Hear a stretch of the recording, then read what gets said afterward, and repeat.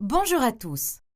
Vous vous sentez parfois submergé par toutes les options qui s'offrent à vous dans la vie? Travail, invitation, projet, choix de carrière? Ce n'est pas que vous en faites trop, c'est que vous dites oui aux mauvaises choses.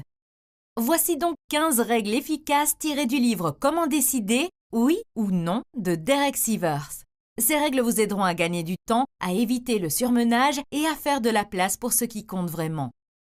Règle numéro 1. Si vous ne vous sentez pas enthousiaste, dites non.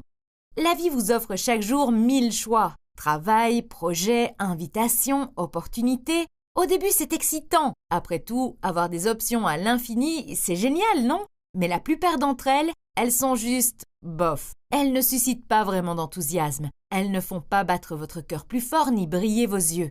Et voici le piège.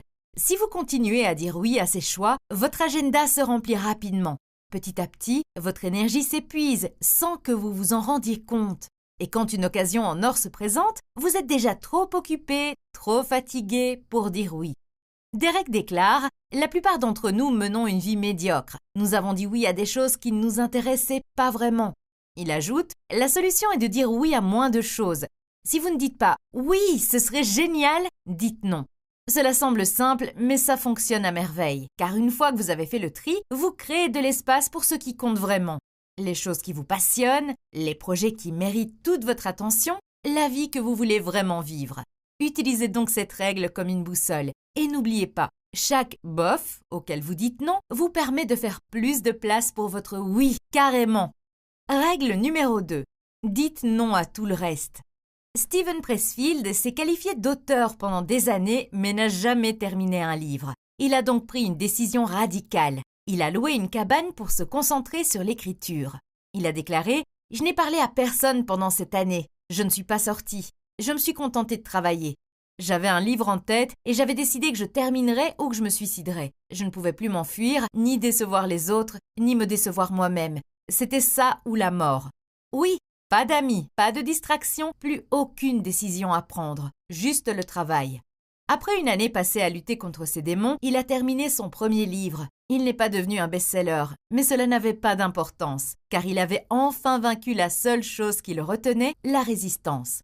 Derek dit que un grand oui ou non est un excellent filtre, mais parfois, les filtres ne suffisent pas. Parfois, vous n'avez pas besoin d'une autre décision. Vous devez prendre une seule décision et fermer la porte à toutes les autres. C'est ainsi que le vrai travail est accompli. Choisissez la seule chose qui compte, puis traitez toutes les autres options comme si elles n'existaient pas jusqu'à ce que ce soit terminé. Règle numéro 3. Si cela ne vous touche pas maintenant, c'est que ce n'est pas le bon objectif. Nous aimons penser que les objectifs concernent l'avenir. Vous voulez écrire un livre, lancer votre entreprise de crème glacée, enfin perdre du poids. Vous fixez donc votre objectif, vous le notez et vous vous dites « je vais bientôt m'y mettre ». Mais si vous ne faites toujours rien, Derek dit « laissez tomber, c'est probablement un mauvais objectif ».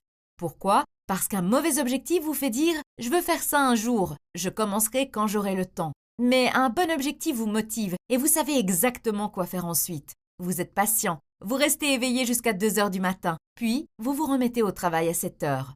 Trouvez la version qui vous pousse à passer à l'action et non celle qui vous fait rêver de le faire plus tard. Maintenant, faisons une auto-évaluation. Regardez votre liste. Quel objectif vous motive aujourd'hui?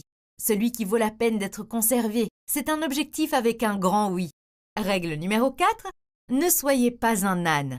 Imaginez un instant un âne affamé et assoiffé et coincé entre deux choix. Du foin d'un côté, de l'eau de l'autre. Il hésite sans cesse. À gauche, à droite, puis à nouveau à gauche, jusqu'à mourir de faim. Il aurait pu choisir l'un ou l'autre et tout se serait bien passé, mais vouloir les deux à la fois l'a laissé sans rien. Cela semble ridicule, mais nous faisons la même chose. Nous poursuivons 5 objectifs à la fois. Créer une entreprise, se mettre en forme, apprendre la guitare, voyager à travers le monde, écrire un livre. Et nous pensons que nous en faisons beaucoup. Mais la plupart du temps, nous ne faisons que passer d'une chose à l'autre. Nous commençons, nous arrêtons, nous recommençons, jusqu'à ce que nous soyons épuisés et fatigués sans avoir rien terminé. La leçon à retenir ici est simple. Si vous essayez de tout faire en même temps, vous ne terminerez rien. Le multitâche semble intelligent, comme si vous étiez productif, mais la plupart du temps, cela ne fait que vous ralentir. Votre cerveau se fatigue, votre concentration se disperse et rien n'est approfondi. Derek dit qu'il n'est pas nécessaire de réaliser tous vos rêves cette semaine. Il suffit de bien faire une chose, puis de passer à la suivante. Non, il ne s'agit pas d'abandonner vos idées, il s'agit de timing. Vous pouvez toujours faire toutes ces choses, mais pas tout en même temps. Voici la solution. Choisissez une chose, une seule, celle qui vous semble la plus importante à l'heure actuelle. Mettez les autres en attente, pas pour toujours, juste pour l'instant. Faites une liste plus tard. Notez les choses que vous voulez faire ensuite. De cette façon, votre cerveau sait qu'elles sont en sécurité. Vous n'oublierez pas. Ensuite, concentrez-vous sur celle qui compte le plus. Et quand vous aurez terminé, passez à la suivante. C'est ainsi que vous cesserez d'être l'âne. Règle numéro 5. Inclinez votre rétroviseur. Derek partage une anecdote de conduite qui m'a vraiment marqué. Il roulait sur une route de montagne sinueuse avec des virages serrés et des falaises. Ce n'était pas une course, juste une conduite prudente. Mais ensuite sont arrivés les conducteurs qui le suivaient de trop près. Des voitures qui roulaient près de lui, faisant des appels de phare. Il ne faisait rien de mal, mais soudain, il s'est senti anxieux, poussé à accélérer. Puis, il a fait quelque chose de simple. Il a incliné le rétroviseur vers le haut. Il ne pouvait plus les voir, et le stress avait disparu. Même route, même vitesse, mais cette fois, il se sentait plus calme. Ce petit changement a tout changé. Vous voyez, une grande partie de notre stress ne vient pas de ce que nous faisons, il vient de ceux que nous observons.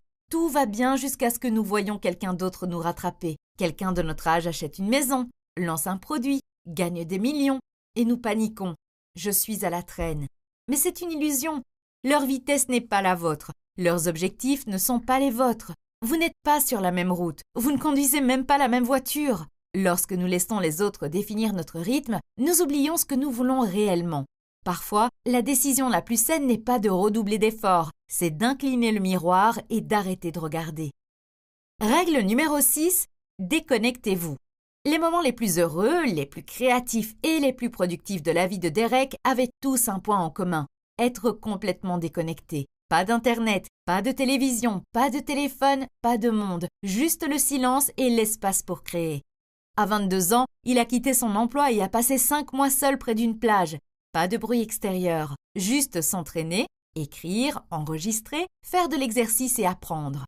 Le résultat, il a écrit et enregistré 50 chansons, lu 20 livres et atteint la meilleure forme physique de sa vie. Plus tard, il a renouvelé l'expérience dans une cabane isolée dans une forêt du nord de l'État de New York. C'est là qu'il a lancé CD Baby, une boutique de musique en ligne qu'il a créée pour aider les petits musiciens indépendants à vendre leurs chansons sans avoir besoin d'une grande maison de disques. En 2008, il l'a vendue pour 22 millions de dollars. Derek dit « Le silence est une excellente toile de fond pour vos pensées. Cet espace calme vous aide à transformer toutes vos entrées en sorties. L'absence d'interruption vous aide à vous laisser aller. Et voici la vérité. Ce que la plupart des gens appellent aujourd'hui connexion, ce n'est qu'une addiction. Une addiction aux mises à jour, aux notifications, aux chats, aux flux et au bruit. Mais si vous voulez créer, ces choses sont des obstacles. Essayez ceci. Éteignez tout, même pour 2 heures. Téléphone, Wi-Fi, notifications.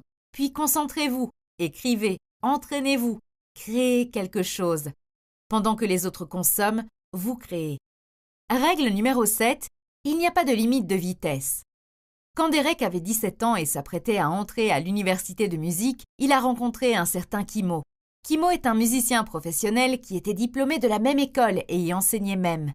Kimo lui a dit « Je peux t'enseigner 2 années d'université en seulement quelques leçons. Je pense que tu peux obtenir ton diplôme en 2 ans si tu comprends qu'il n'y a pas de limite de vitesse. » Derek a accepté et ce qui a suivi a été incroyable. En une seule leçon de 3 heures, Kimo a enseigné à Derek ce que la plupart des étudiants apprennent en un semestre entier. Ils ont ensuite suivi 4 autres leçons, chacune contenant ce que les autres apprennent en plusieurs mois. Tout simplement. Lorsque Derek s'est présenté à l'université, on lui a fait passer un test de niveau. Grâce à ce qu'il avait appris avec Kimo, il l'a réussi haut la main. Il a sauté les 6 premiers semestres de cours de musique. Mais il ne s'est pas arrêté là. Kimo lui a dit d'acheter simplement les manuels des cours obligatoires, de les étudier, de faire les devoirs, puis d'aller directement voir le chef de département et de passer l'examen final. C'est ce qu'il a fait et il a réussi. Entre tout cela et ses cours réguliers, Derek a obtenu sa licence en seulement 2 ans et demi, à seulement 20 ans. Il a réussi, non pas parce qu'il se précipitait, mais parce qu'il avait compris cette simple vérité. Il n'y a pas de limite de vitesse. Comme le disait Kimo, le rythme standard est pour les nuls. Ce rythme, il est conçu pour que tout le monde puisse suivre. Mais si vous avez la motivation, la curiosité et la discipline nécessaires, vous pouvez aller beaucoup plus vite que ce que tout le monde attend de vous. Et cela ne vaut pas seulement pour l'école, cela vaut pour la vie. Alors, quelle est votre version de l'université? Quelle est la chose que vous faites à un rythme normal et que vous pourriez terminer plus rapidement si vous arrêtiez d'attendre et que vous le faisiez à votre façon? Règle numéro 8. Détendez-vous pour obtenir le même résultat. À l'époque où Derek vivait près de la plage à Santa Monica, il avait une routine, un circuit à vélo de 24 km le long de l'océan, et chaque fois qu'il roulait, il se donnait à fond. Tête baissée, visage rouge, sprintant tout au long du parcours. Il terminait toujours en 43 minutes, quoi qu'il arrive. Mais au bout d'un certain temps, il ne prenait plus plaisir à rouler. Il trouvait cela simplement fatigant. Alors un jour, il a essayé quelque chose de nouveau. Même parcours, même distance. Mais cette fois-ci, il a pris son temps, sans se presser, en pédalant à moitié moins fort que d'habitude. Et que s'est-il passé? Il a apprécié sa balade. Il a vu des dauphins, un pélican a volé au-dessus de sa tête et lui a même fait caca dans la bouche. Dégoûtant, mais mémorable. Il a ri et a terminé détendu, souriant, puis il a regardé l'heure, 45 minutes. Seulement 2 minutes de plus. C'est là qu'il a compris. Tout ce stress, toute cette tension ne lui apportait qu'une amélioration de 4% et lui coûtait le plaisir et la tranquillité de rouler. Et maintenant, chaque fois qu'il se rend compte qu'il en fait trop, qu'il se met trop de pression ou qu'il est trop stressé, il réduit son effort de 50% et les choses continuent d'avancer, tout aussi bien, tout aussi vite. Essayez ceci. Lors de votre prochaine tâche, relâchez la pression, ne serrez pas les dents, vous obtiendrez peut-être le même résultat sans vous épuiser. Règle numéro 9. Vous n'avez pas besoin d'un cadre idéal pour vous lancer. Derek pensait avoir trouvé l'évasion parfaite. Après des vacances bruyantes en famille, il n'avait qu'une envie, le silence. Il a donc réservé un séjour dans un monastère où vivaient des moines silencieux. Parfait, n'est-ce pas? Mais à son arrivée, les moines ont parlé. Au dîner, la salle à manger était remplie de touristes bavards. Il y avait même un homme bruyant qui n'arrêtait pas de parler, ruinant le moment de calme que Derek espérait. Le lendemain matin, la situation a empiré. Le même homme avait d'autres questions à poser. C'en était trop pour Derek. Il a fait ses valises et est parti, sans drame, en laissant simplement une note de remerciement poli. Il s'est retrouvé dans un hôtel calme, choisi au hasard. C'était la basse saison, donc l'hôtel était presque vide, exactement ce dont il avait besoin. Voici une réflexion plus profonde. Nous recherchons souvent le cadre idéal pour atteindre un objectif, comme aller en Inde pour trouver la paix ou en Thaïlande pour méditer. Mais vous n'avez pas besoin d'un monastère pour être silencieux. Vous n'avez pas besoin d'un billet d'avion pour commencer. Derek a réalisé que le silence, l'apprentissage et la croissance apparaissent souvent dans des endroits inattendus.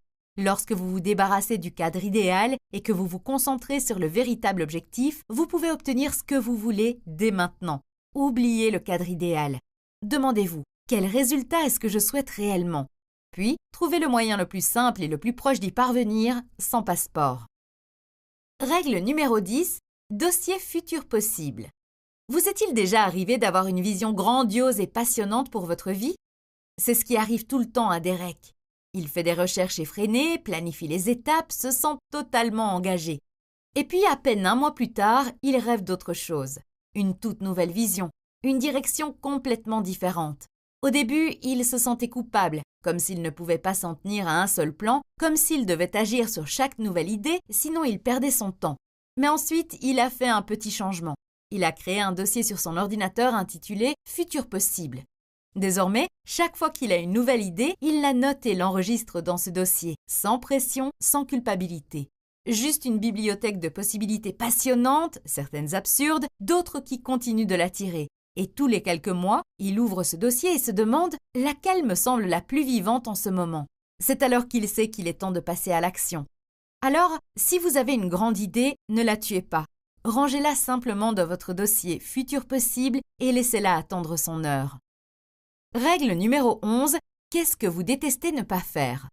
La plupart d'entre nous essayons de trouver notre voie en nous posant les questions suivantes. Qu'est-ce que j'aime? Ou qu'est-ce qui me rend heureux? Mais ces questions mènent souvent à une longue liste confuse et les choses les plus importantes ne sont pas toujours celles qui nous semblent les plus amusantes sur le moment. Derek a donc inversé la question. Au lieu de vous demander ce que vous aimez faire, demandez-vous qu'est-ce que vous détestez ne pas faire? Qu'est-ce qui vous rend inquiet, vous déstabilise ou vous laisse un peu vide lorsque vous ne le faites pas pendant longtemps?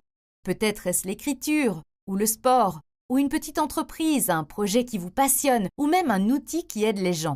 Cette question à double négation est souvent plus claire, car la douleur de ne pas le faire révèle à quel point c'est important. La prochaine fois que vous ne savez pas ce qui vaut la peine que vous y consacriez du temps, ne vous demandez pas seulement ce qui vous procure du plaisir. Demandez-vous plutôt qu'est-ce qui vous fait souffrir lorsque vous ne le faites pas. Car ce que vous détestez ne pas faire pourrait bien être exactement ce que vous êtes censé continuer à faire. Règle numéro 12. Et si vous n'aviez pas besoin d'argent ni d'attention? Vous connaissez cette sensation après un copieux repas. Vous êtes tellement rassasié que vous ne voulez plus rien d'autre.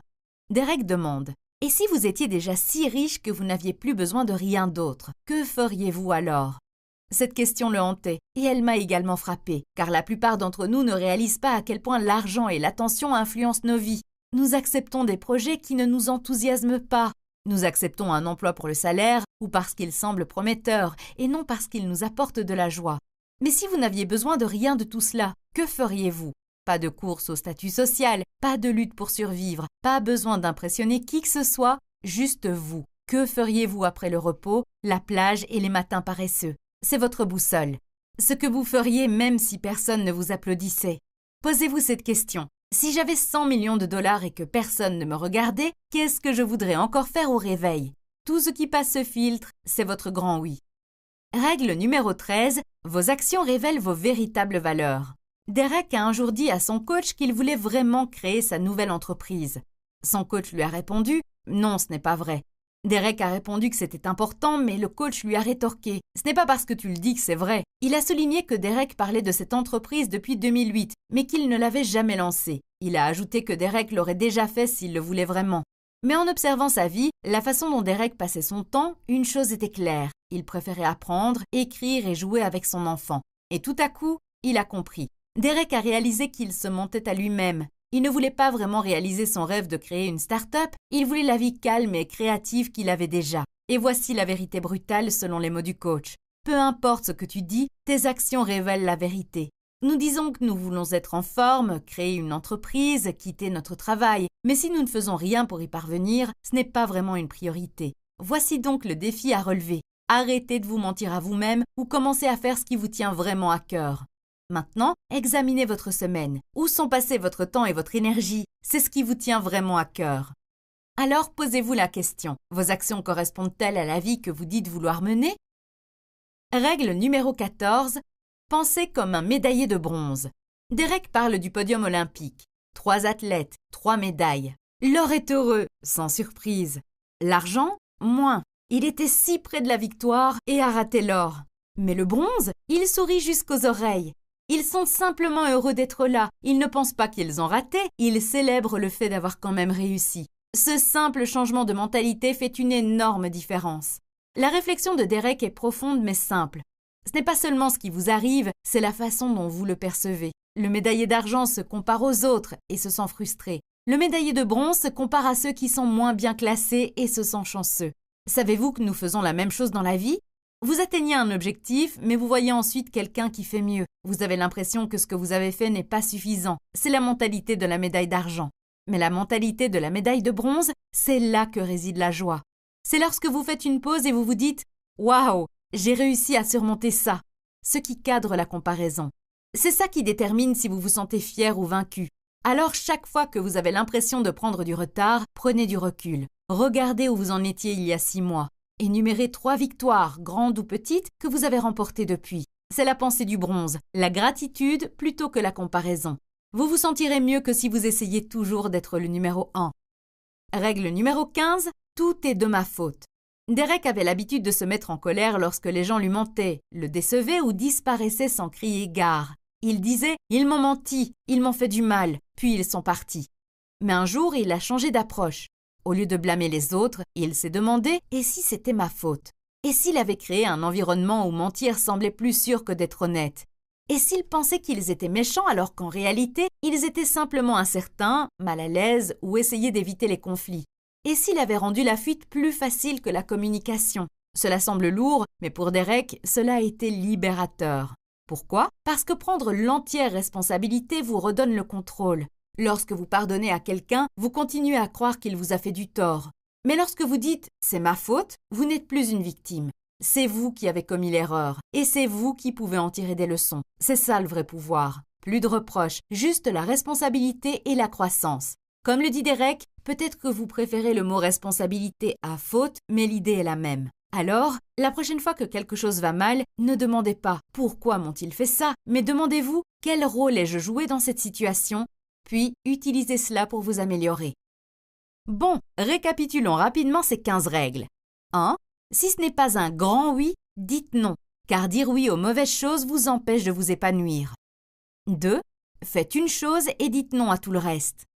3. Les grands objectifs vous poussent à agir aujourd'hui. Si votre objectif ne vous motive pas maintenant, ce n'est pas le bon. 4. Ne soyez pas un âne. Choisissez une chose, terminez-la, puis passez à la suivante. 5. Inclinez votre rétroviseur. Ignorez les autres pendant que vous roulez sur votre propre voie. 6. Déconnectez-vous. Vous pouvez en faire plus lorsque vous êtes déconnecté. 7. Il n'y a pas de limite de vitesse. Vous pouvez aller plus vite que le rythme normal créé pour tout le monde. 8. Détendez-vous pour obtenir le même résultat. Si vous vous précipitez, vous serez stressé. 9. Oubliez le cadre idéal. Vous n'avez pas besoin d'un endroit chic pour commencer, commencez simplement là où vous êtes. 10.